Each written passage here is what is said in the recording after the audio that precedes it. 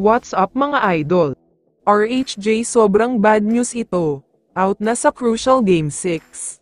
Pero bago mo sana ipagpatuloy ang panonood mo, ay huwag mong kalimutan na mag-subscribe bilang suporta sa aking YouTube channel. Maraming salamat idol.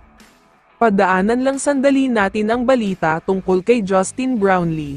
Ngayong araw lang ay naglabas siya ng pahayag, at sinasabing mas okay na daw ang nararamdaman niya ngayon dahil nasasanay na siya.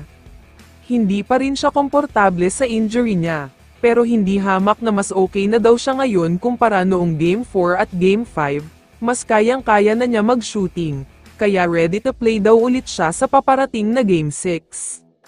Ayon sa kanya ay pipilitin daw nilang tapusin na ang serye sa Game 6 para makuha na ang kampyonato. After nga nito ay lilipad na agad siya papunta sa Amerika para magkaroon ng surgery, para daw hindi na lumala pa injury niya. Nangako siya sa mga Ginebra fans na all out na daw talaga ang ipapakita nila sa Game 6, iisipin rin daw nila na do or die na ito para sa kanila, dahil kapag nanalo pa ang TNT ay mukhang delikado na ang Ginebra dahil nasa kabila na ang momentum. Samantala, lumipat na tayo ngayon sa balita tungkol kay RHJ, mukhang kagaya lang rin pala siya ni Brownlee. Dahil ayon sa report ng Spin.ph ay may iniinda daw siyang injury. Ang tawag nga daw dito ay isang pulled hamstring injury. Sa katunayan pa nga niyan ay nakuha na daw niya ang injury niya noong serye pa nila kontra sa Rain or Shine, pero ngayon ay tila mas lumala daw ang injury na ito. Hindi lang daw pinagsasabi ng TNT dahil ayaw nilang malaman ng iba. Kaya ayon sa source ng Spin.ph, may mga normal shot daw si RHJ na naipapasok niya dati, pero ngayon ay hirap na hirap makapasok ng tira dahil sa injury niya, kaya biglang bumagsak daw talaga ang laro niya ngayon.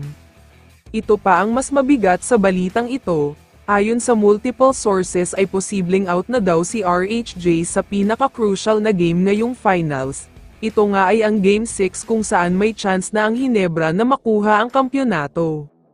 Kapag nangyari ito ay delikado na talaga ang TNT dahil wala si RHJ sa kanila, malaking kawalan siya dahil sa kanya halos umiikot ang bola, siya din ang may pinakamaraming attempt sa lahat ng TNT player kaya delikado talaga.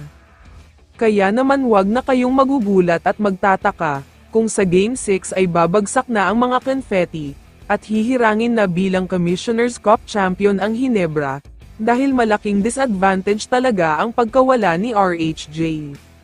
Kaya naman kung ikaw ang tatanungin idol, ano ang masasabi mo sa balitang ito?